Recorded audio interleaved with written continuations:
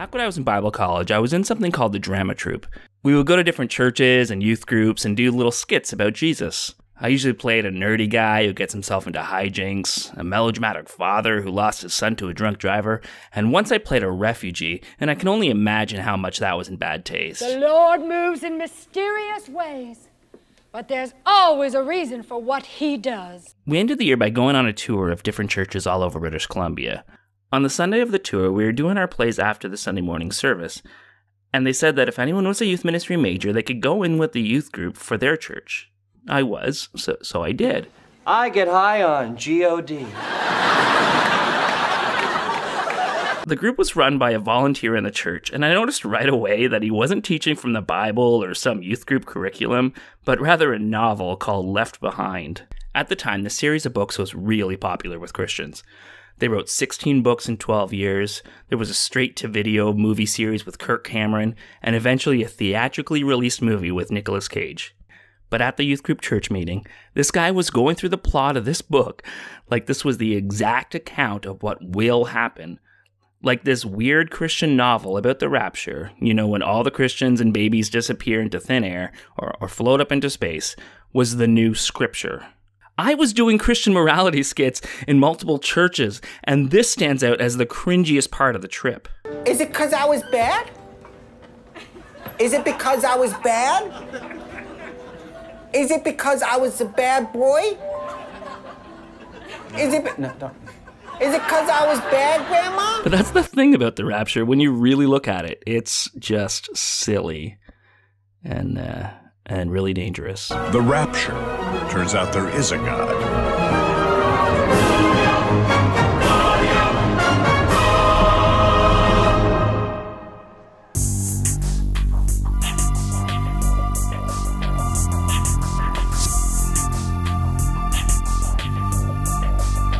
We always think of people telling us that the end is near as some crazy person on a street corner with a sign hung over him yelling at the top of his lungs.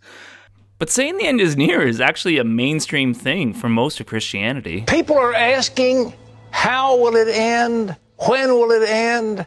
What are the signs of the times? Does the Bible give us any indication of what might be happening?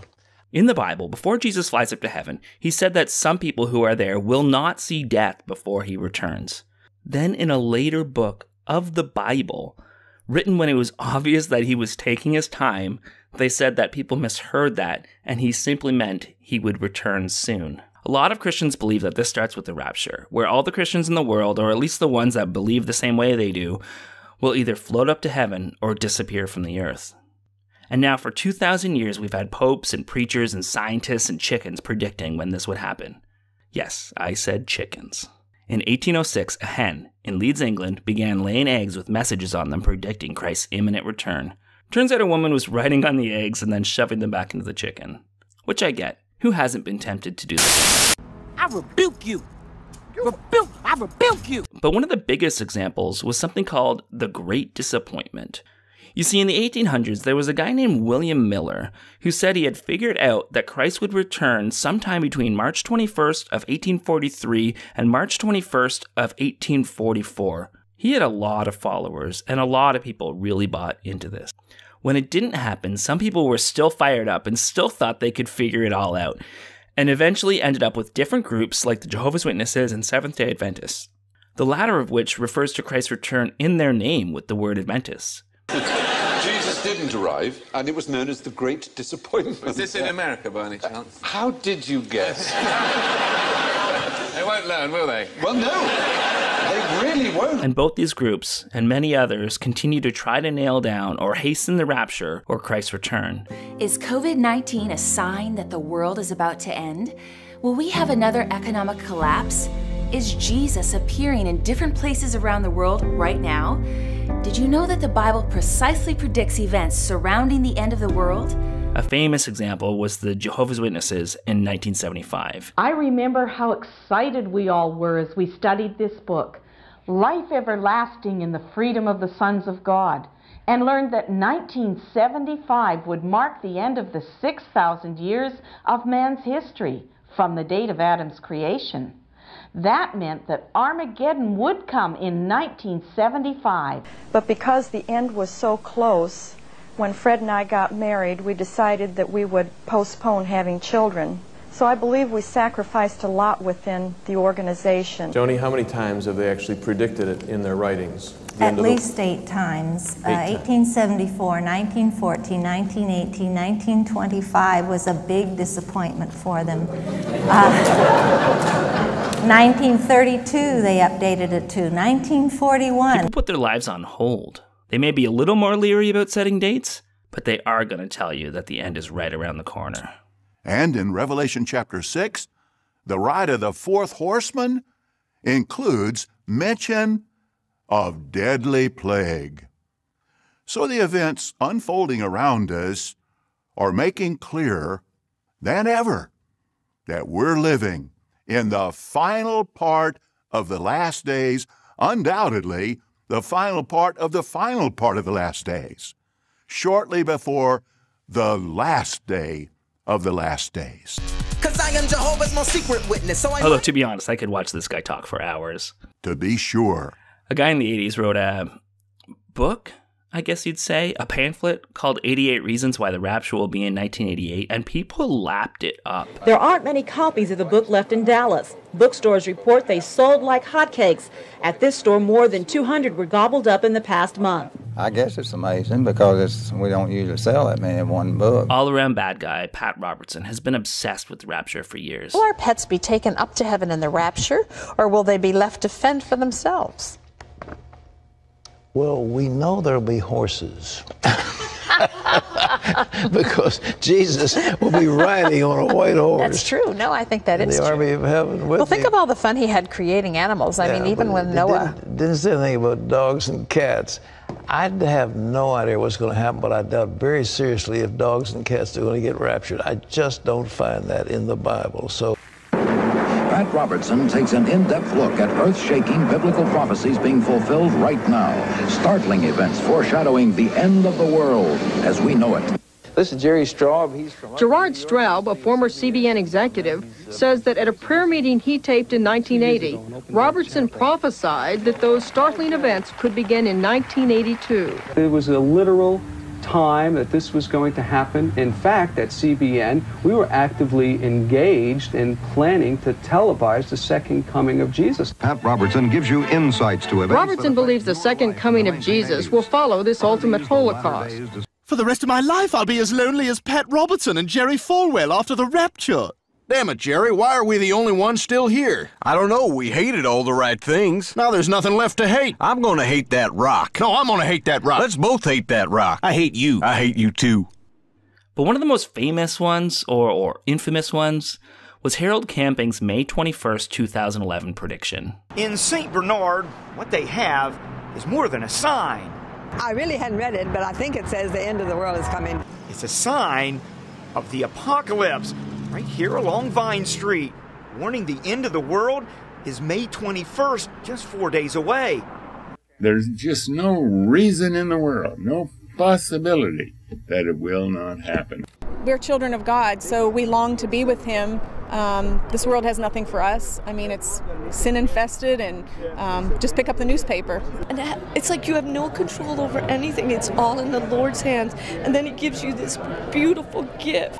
I can't tell you what I feel right now. I'm just surprised.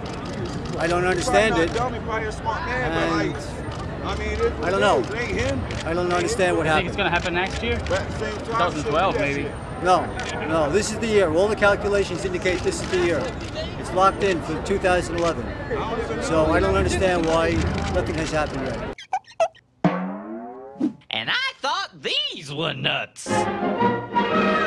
People will continue to predict dates or say the rapture is right around the corner until the world ends. The millennial bug jeopardizes our way of life in ways never imagined.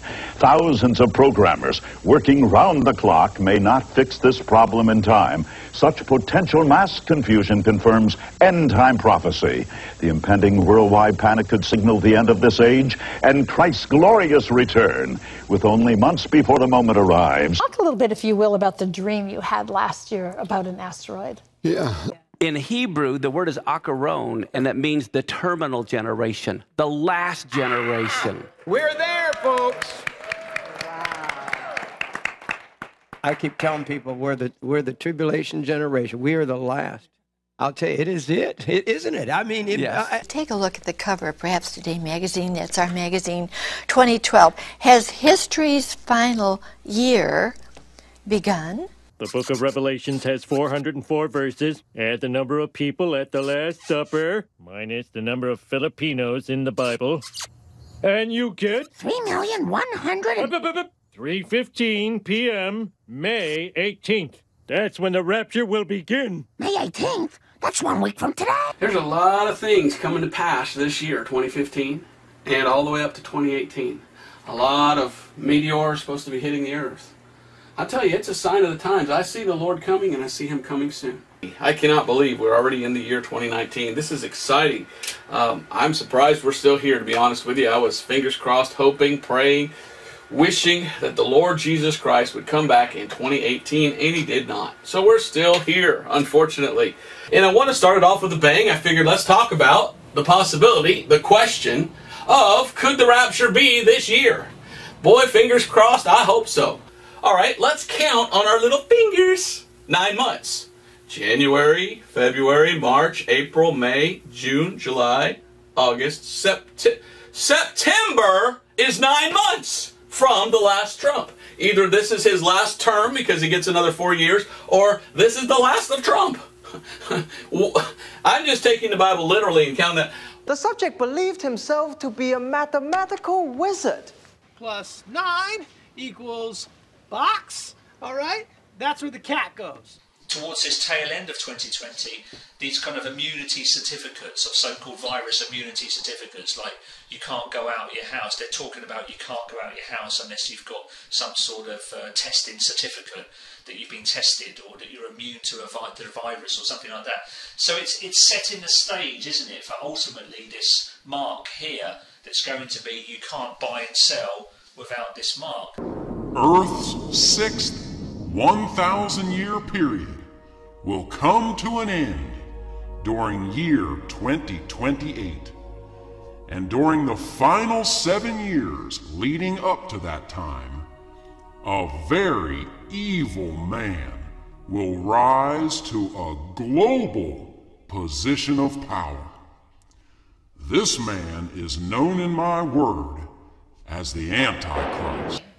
Yeah, like, was he smart or not? I don't even get it. I don't think so. Was I smart, sir? No, again, Going back to the 2011 prediction, I remember not believing it was going to happen beforehand, but still being relieved when it didn't happen. You see, as an evangelical, I was raised in a culture that makes you believe that the rapture was possible at any moment.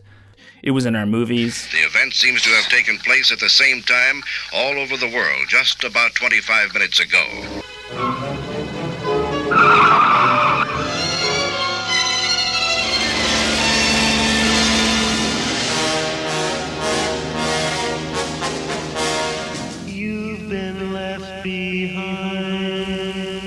From Hal Lindsey's incredible best-selling book comes the film which explores the terrifying prophecies of the Revelations.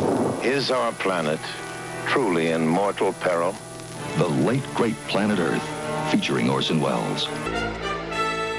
Left below. Ooh, a He Is Risen production. Where did my Christian limo driver go? My pious husband is missing. The baby I chose to have baptized is gone. Our books. Do you have this in paperback? I do not. Oh, no. So it's just $30? Because the signal strength. Called Left Behind, the series begins with the key event in Revelation, the Rapture, when all believers are taken up to heaven and non-believers are left behind. I encourage every person watching this telecast to get this book at any bookstore. You can get it from John Hagee Ministries. You can get it from Amazon, anywhere good books are sold. 4 Blood Moons. You read it. You get a copy for every relative you have that does not know the Lord, because I assure you, this is going to shake them to the core. Wow. In 2029. That's just a little bit of what's in Thomas Horton's book. It's the Wormwood Prophecy. Thomas, talk to me a little bit about what people can do with regard to this if something so big could be so catastrophic. Our music. They say their new computer is the way to control, but what they didn't say is that it costs your soul. Kathy, don't go to the supermarket today. Don't go, Kathy, don't go. Without a computer ID, there's no way to pay. Don't go, please don't go.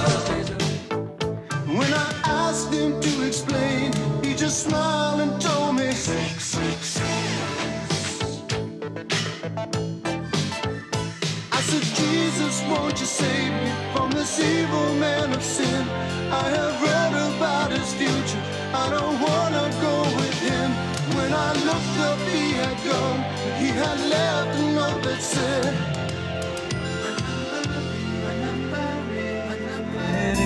The children died, the days grew cold. A piece of bread could buy a bag of gold. I wish we'd all been ready. And there's no time to change your mind. The sun has come and you've been left behind. All of which scared the hell out of me. If I got home from school and my parents weren't there, I would be so worried that they were raptured and I'd been left behind. I remember worrying that I wouldn't be able to get married or have kids because I would be raptured before it happened, which never happened anyway, so I was worried for the wrong thing. My weird fear is because I grew up really religious. I'm afraid of the rapture. Like, I got a lot of rapture learning when I was young. So now I'm not only afraid of the rapture just in general, because it's kind of a scary idea, but I'm also afraid of it happening at inopportune times. I jerked it. I took myself to dinner.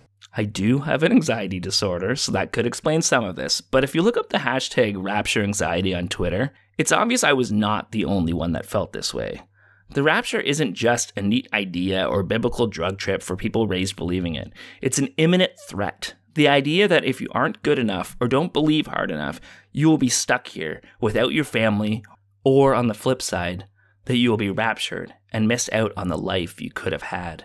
Well, the rapture is coming, and the Bible calls the rapture our blessed hope. It also calls it a comfort.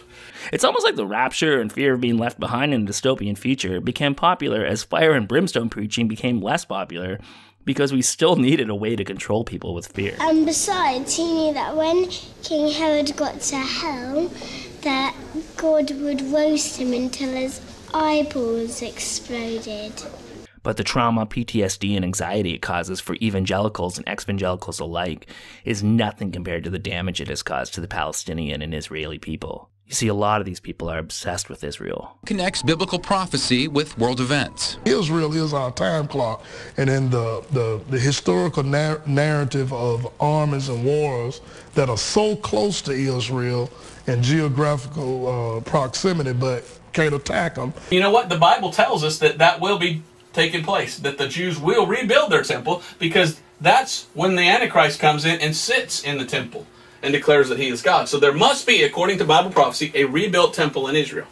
Pastor John Hagee is author of the best-selling book Four Blood Moons and appears in a recent film of the same name. Hagee believes the current tetrad of blood moons is a sign from God to the world that something major is about to happen involving Israel, with Iran's drive towards a nuclear weapon being a possible trigger. The prophet says, in the latter days I'm going to bring all people against Jerusalem.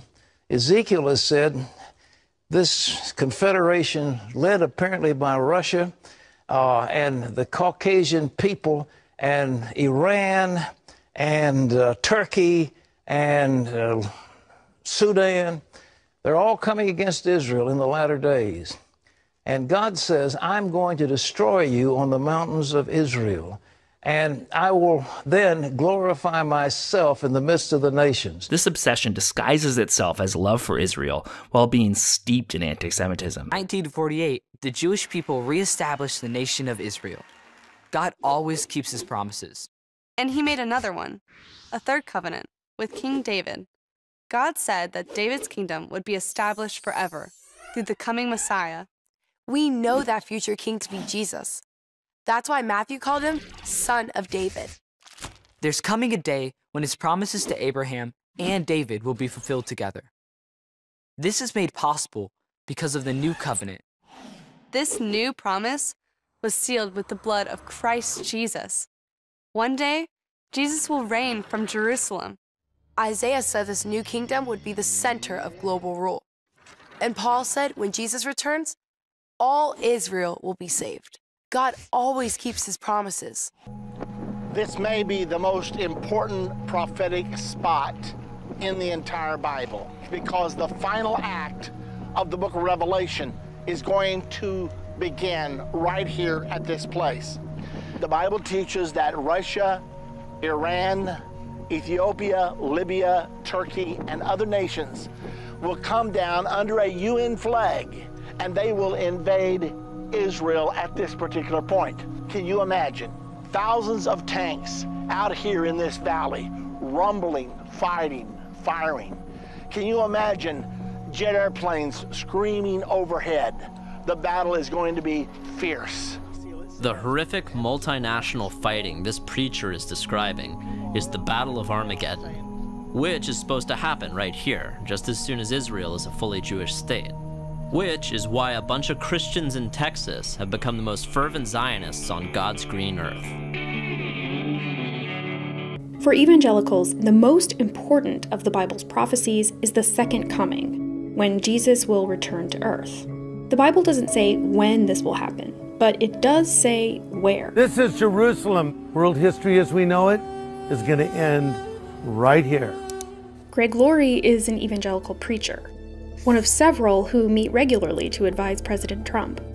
They are the leaders of megachurches with tens of thousands of members. And many of them, including Greg Laurie, preach a belief called Christian Zionism. The idea that the return of the Jewish people to Israel is one of a series of events that will trigger Jesus' second coming. Jesus is telling us that the rebirth of Israel is a sign of the end, not just a sign, it's the super sign. Dr. Hagee also founded Christians United for Israel, or CUFI, which is the largest pro-Israel lobbying organization in America, even bigger than AIPAC, the organization most people assume dominates the American Israel lobby because it's the biggest Jewish one. What's dicey about CUFI is that a good deal of their money for Israel is spent on buildings and organizations in the Israeli settlements. These are massive Jewish communities built well within Palestinian territory in violation of international law. The settlements are run by some of the most fanatical Zionists who believe the Bible entitles them to their land, and that ceding any of it back to the Palestinians would be a violation of God's law. God gave them that land. They own that land. When President Trump moved the U.S. Embassy in Israel from Tel Aviv to Jerusalem, the move had more support from American evangelicals than American Jews. The other news swirling around the embassy's move to Jerusalem is what it could signal as part of biblical prophecy. Donald Trump recognized history. He, like King Cyrus before him, fulfilled the biblical prophecy. That evangelical support isn't an accident. The Trump administration courts it. After the administration put out a peace plan that would have given Israel unprecedented control over Palestinian land, the Christian Broadcast Network interviewed Trump's ambassador to Israel. You're talking about opening up the Bible, bringing it back to life in ways that I think your listeners could not have even have imagined. It's an opportunity for biblical tourism that I think will grow and flourish in profound ways. The network's coverage followed his lead. Good news in this proposed peace plan. Israel would have sovereignty over many historical biblical sites. For evangelical Christians in America, the Bible isn't just a foundational text. It's a prophetic roadmap that tells the future and shapes the way they view the present. And for an influential group of them, that motivates their support for a foreign policy that they see as affirming those prophecies, and a president who depends on their votes. So we've established that it's silly and it's dangerous, but have I mentioned that most evangelicals don't even agree on how it works? First of all, that word caught up in the Greek doesn't mean to be abducted. It means to be suddenly and passionately understanding of God and responsive to God. So kind of caught up in the moment, so it is more of an accurate thing. The rapture, and that comes from a word rapio, which means I snatched the catching up. To that tribulation period, that's 7 years of time. There is the pre-tribulation view on the top. There's the mid-tribulation view, and then also the post-tribulation view. And when they say pre, post, or mid, it's talking about the timing of the rapture when, according to 1 Thessalonians 4:17, believers will be caught up to meet the Lord in the air, and also the dead in Christ will be resurrected and caught up to meet Christ in the air. It was also the night that the skeletons came to life. They came from under the ground and from all over the... Bales grabbed the preacher's daughter. He aimed to shoot her at my crown. He cocked that crooked hammer back and he brought that hammer down. Exactly. The bones are the skeleton's money. I thought it might be prudent to address the rapture deception. By that I mean the pre-tribulational rapture deception. And really, I see the rapture as a signless event. It's an event that can happen at any moment. It can come at any time, whereas there'll be a lot of signs in this tribulation period that will precede the second coming. So what do? Live our lives. Live it fully. I don't remember where I got this advice, but I feel like it rings true here. If you're at a party, but the only concern you had was trying to figure out how to get to the after party, you are going to have a terrible time at this one. Kevin, I party. No, you don't. Okay, nobody parties but me. Get to know the people at this party. Try the 7-layer dip. I worked really hard on it. It seems like God always uses the number 7 and 70, doesn't it? Thanks for making it this far. Thanks for listening. If you liked it, please subscribe, like, and share with someone who may enjoy it. Have a wonderful day.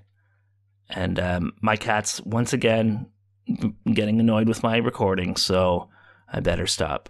The rapture is the beginning of the end of the world. It starts with all true Christians floating up to heaven. What about the sinners that are left behind? Well, Jojo, they get to witness the second coming of Jesus. Jesus is coming back. Did he forget something? Nope. Jesus is coming back for Armageddon. Work, Sky Moon.